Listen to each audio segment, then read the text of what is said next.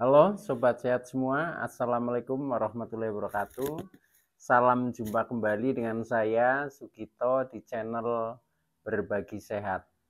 Channel edukasi dan motivasi seputar asam lambung, GERD, anxiety psikosomatis berdasarkan pengalaman saya. Saya bukan siapa-siapa, bukan dokter, juga bukan tenaga medis. Saya hanyalah orang yang pernah menderita asam lambung, GERD, anxiety psikosomatis dalam waktu yang cukup lama. Dan alhamdulillah sekarang sudah sembuh. Harapan saya khususnya kepada teman-teman yang masih dalam penderitaan asam lambung, GERD, anxiety psikosomatis, setelah menonton video ini dapat tersugesti dan termotivasi untuk dapat cepat sembuh. Saya bisa sembuh, insya Allah teman-teman pasti juga bisa sembuh. Badai pasti berlalu. Baiklah teman-teman, dalam kesempatan kali ini saya ingin berbagi seputar asam lambung, GERD, anxiety psikosomatis dengan topik 1 hari sembuh, 2 hari kambuh dari asam lambung, GERD, anxiety psikosomatis. Baiklah teman-teman, sebelum saya lanjutkan, tolong yang belum subscribe channel ini, klik subscribe dan loncengnya supaya teman-teman tidak ketinggalan konten video-video berikutnya. Dan jika suka, klik like, selalu bagikan ke sosial media teman-teman, semoga bermanfaat buat kita semua. Baiklah, saya lanjutkan. Jadi topik kita kali ini adalah 1 hari sembuh, 2 hari kambuh dari asam lambung, GERD, anxiety psikosomatis.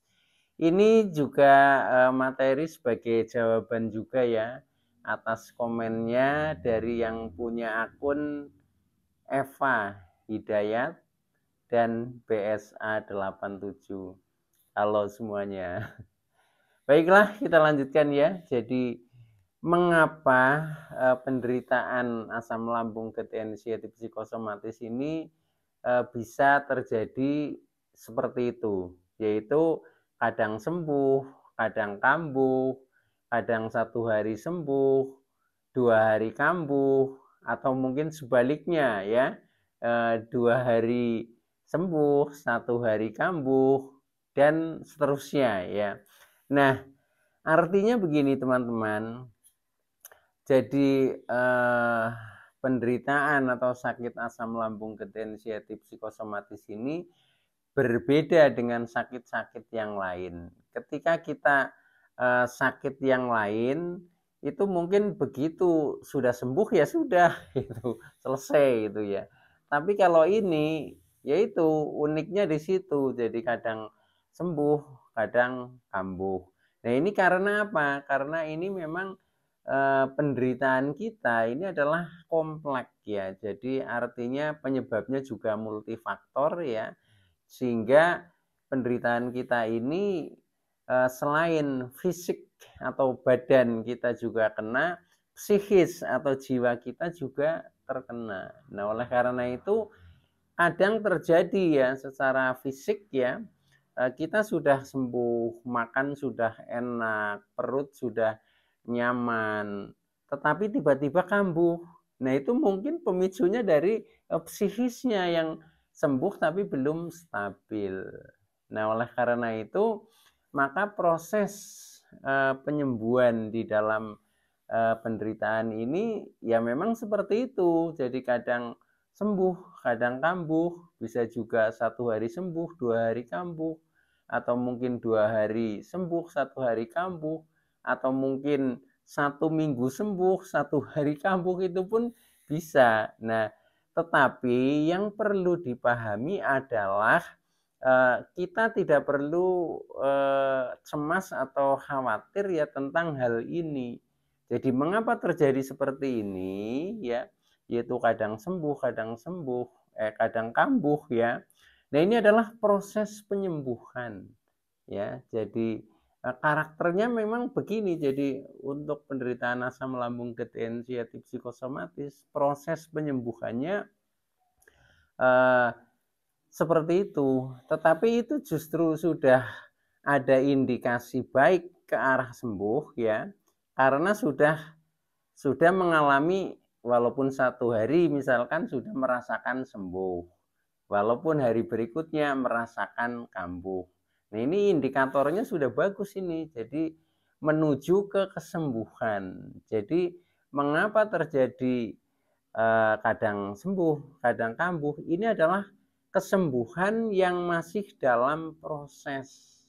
Mengingat karena penderitaan kita selain fisik juga psikis juga kena. Itu begitu teman-teman. Menurut pengalaman yang saya alami dulu itu juga seperti itu. Bahkan sudah 1 bulan sembuh tiba-tiba kambuh lagi itu pun bisa itu. Tetapi kalau misalkan kok sudah sampai 4 bulan sembuh ya, itu tidak kambuh. Nah, itu baru sembuh total namanya begitu, teman-teman ya. Jadi kalau misalkan sehari sembuh, sehari kambuh itu wajar di dalam penderitaan asam lambung gerd inisiatif psikosomatis, karena ini proses menuju sembuh total ini masih dalam proses ya. Nah, maka dari itu yang terpenting adalah solusinya bagaimana supaya untuk menuju ke sembuh total itu menjadi lebih cepat. Nah, indikasi sembuh total itu ketika sudah sembuh tapi tidak pernah kambuh begitu teman-teman ya. Nah, itu paling tidak ya dalam durasi waktu sekitar 4 bulan. Nah, kalau 4 bulan sudah sembuh tidak pernah kambuh, nah itu bisa dikatakan sembuh total. Itu pengalaman saya itu dulu seperti itu. Tapi kalau kadang sebulan saja itu masih ada kemungkinan itu bisa kambuh lagi. Karena apa? Karena itu secara fisik kita sudah normal ya, sudah buat makan juga sudah enak, makan pantangan juga sudah bisa mulai sedikit-sedikit mulai bisa makan juga nggak masalah. Tapi kadang psikis itu masih ada trauma masa lalu sehingga gampang terpicu ya tentang kecemasan dan tentang psikosomatik kita untuk kambuh lagi. Itu begitu teman-teman. Dan rata-rata setelah saya sharing dengan teman-teman itu memang yang agak lama sembuhnya itu memang yang secara psikis. Tapi kalau secara fisik itu agak lebih cepat itu. Oke teman-teman ya, jadi yang terpenting kita memahami dulu ya, kita memahami ini adalah suatu proses, jadi kita tidak perlu takut ya, tidak perlu cemas ya, supaya nanti cepat benar-benar sembuh yang sembuh total begitu. Nah, yang pertama jadi tadi itu adalah merupakan suatu proses menuju ke sembuh total. Nah, sekarang permasalahannya untuk supaya bisa cepat sembuh total itu bagaimana? Nah, ini yang perlu kita cermati ya. Jadi di dalam penderitaan ini karena beda dengan penyakit-penyakit yang lain ya. Nah, ini memang butuh latihan kesembuhan teman-teman ya. Latihan kesembuhan. Nah, itu harus dibangun dari mindset pikiran kita itu. Nah, kalau kita sudah bisa membangun itu, nah nanti sedikit demi sedikit itu sembuh dan tidak kambuh. Nah itu baru sembuh beneran gitu teman-teman ya. Jadi yang pertama ya kita latih secara fisik dulu ya, secara fisik dulu. Setelah kita merasa membaik ya, nah itu kemudian kita latih. Contohnya kita melatih fisik ya. Dari segi makanan misalkan ya, sebenarnya pantangan itu jangan selamanya dipantang. Kalau kita memang sudah merasa sembuh ya, merasa agak baikan, nah itu dicoba dilatih ya. Karena apa? Karena makanan-makanan yang kita pantang itu sebenarnya juga makanan yang dibutuhkan oleh tubuh kita. Jadi semakin kita makan itu dengan jenis makanan yang multi, itu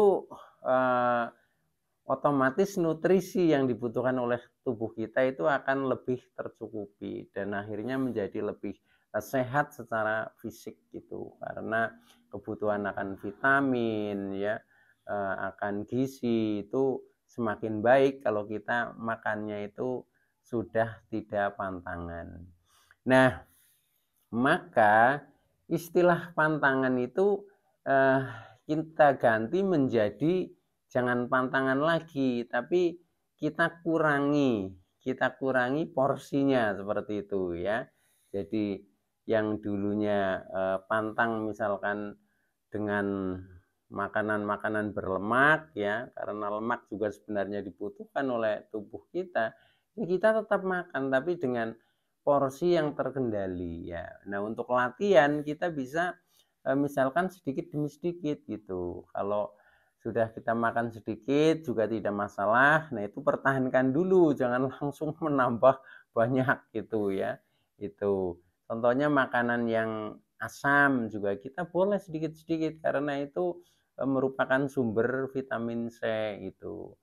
Termasuk makanan misalkan yang pedas pun kita nyoba tapi jangan langsung banyak ya. Saya kalau makan sambal, kalau sekarang sampai dengan sekarang itu saya cuma hanya saya sentuhkan saja, tidak saya ambil sambalnya. Tapi contohnya misalkan makan ayam goreng, yaitu biasanya kan pakai sambal dan lalapan. Nah itu cuma ikannya saya sentuhkan ke sambal, itu nggak ikut diambil sambalnya, itu aja sudah terasa, itu sudah terasa agak pedas itu. Nah itu karena masih misalkan dalam tahap latihan itu seperti itu. Kemudian setelah secara fisik ya kita latihan, contohnya tadi dalam hal makanan ya, kita mulai kita latih yang makanan pantangan kita tetap makan tapi porsinya dikurangi itu. Nah kemudian juga dalam olah tubuh kita ya, misalkan gerak lah ya, gerak seperti semacam ya belum kerja keras ya, tapi sudah ada sedikit gerak olahraga. Contohnya berjalan juga sudah bisa jauh tapi tidak begitu capek. Nah ini berarti juga indikasinya sudah bagus itu. Kemudian kita mungkin bisa ya mengerjakan pekerjaan ringan lah di rumah, itu juga sudah tidak ngos-ngosan. Nah, itu harus dilatih terus seperti itu. Karena kalau kita secara fisik ya kita berdiam diri, nah ini yang menyebabkan lama sembuhnya itu seperti itu, atau yang kadang menjadikan mudah kambuh justru seperti itu. Karena apa? Selain kita secara fisik ini tidak melakukan kegiatan-kegiatan, akhirnya secara psikis ini akan membayangkan lagi tentang kondisi dan sensasi yang akhirnya malah jadi memicu asam lambung misalkan naik. Nah akhirnya menjadi kambuh seperti itu. Maka memang untuk penderitaan ini waktu-waktunya harus diisi dengan kegiatan yang padat gitu. Tapi disesuaikan dengan kemampuan kondisi kita. Itu pengalaman saya dulu seperti itu. Jadi jangan dibiarkan kita ada waktu kosong akhirnya menyendiri kemudian membayangkan kondisi. Nah itu bahaya kalau seperti itu, yang akhirnya nanti bisa kambuh lagi itu. Oke teman-teman ya, jadi secara fisik kita latih. Nah kemudian secara psikis juga kita latih juga ya. Nah latih secara psikis bagaimana? Ya kita melatih untuk tidak cemas, melatih untuk tidak takut, melatih untuk tidak khawatir ya, melatih tidak was-was, melatih berpikir positif. Nah itu seperti itu caranya. Walaupun itu juga semudah yang dikatakan ya, kadang kita sudah bisa mengatakan tapi justru untuk mempraktekkan ini sangat berat. Karena apa? Karena yang hubungannya dengan psikis ini yang menentukan tidak hanya faktor dari diri sendiri, tapi kadang faktor dari luar, nah itu yang menghantam psikis kita menjadi kacau itu pun bisa. Contohnya misalkan kita sebenarnya butuh ketenangan ya, butuh apa ya, perasaan damai, tapi tiba-tiba misalkan orang di sekeliling kita ini membuat suasana nggak nyaman. Nah, akhirnya kan kita terdesak secara psikis. Nah, akhirnya karena secara psikis ikut tertekan ya. Nah, ini akhirnya mempengaruhi juga di dalam anxiety kita itu seperti itu. Nah, oleh karena itu kita harus ya antisipasi sendirilah seperti itu, tapi dengan tekad yang kuat, katakan bahwa saya tidak cemas, saya tidak takut, saya tidak khawatir, saya tidak was-was, dan saya bisa berpikir positif ya, dan selalu sabar di dalam menghadapi ya katakanlah cobaan ini, itu akan menjadi semakin kuat secara mental kita, teman-teman. Karena apa? Ketika kita secara emosi tidak terkendali ya, contohnya kita kadang terpancing menjadi sedikit marah, itu pun menaikkan langsung dada berdebar-debar, terus kadang ada sensasi sesak dan lain sebagainya, itu pun bisa. Nah, oleh karena itu memang betul-betul ya penderitaan asam lambung, cat anxiety, psikosomatis ini adalah proses untuk mendewasakan diri kita ya, untuk menjadi lebih sabar, menjadi lebih baik dari kekurangan-kekurangan kita. Tapi pada akhirnya hikmahnya bagus, jadi membuat kita lebih bahagia ketika memang penderitaan ini sudah terlewati, teman-teman. Oke ya, jadi itu yang secara psikisnya itu, supaya nanti tidak memicu untuk kambuh kalau secara psikis kita sudah stabil itu. Nah, secara umum supaya kita lebih mudah ya, lebih mudah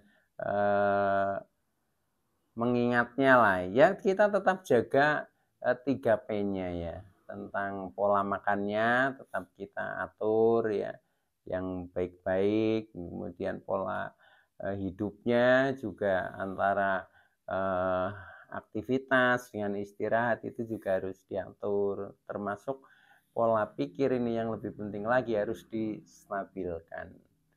Jadi intinya kita di dalam penderitaan ini juga selain menjaga 3P ya, kita selalu banyak bersyukur, kemudian ikhlas dan pasrah di dalam menjalani, kita selalu bersabar di dalam ikhtiar sebelum sampai dengan sembuh total, dan kita sadar akan kekurangan-kekurangan kita untuk kita perbaiki supaya menjadi lebih baik. Oke teman-teman ya, itu dulu, semoga cepat sembuh yang masih dalam penderitaan ya. Saya cukupkan dulu, jadi kurang lebihnya mohon maaf ya. Terima kasih atas like, subscribe, serta komennya. Saya Sugito dari channel Berbagi Sehat. Saya bisa sembuh, insya Allah teman-teman pasti juga bisa sembuh. Badai pasti berlalu. Oke, terima kasih. Wassalamualaikum warahmatullahi wabarakatuh.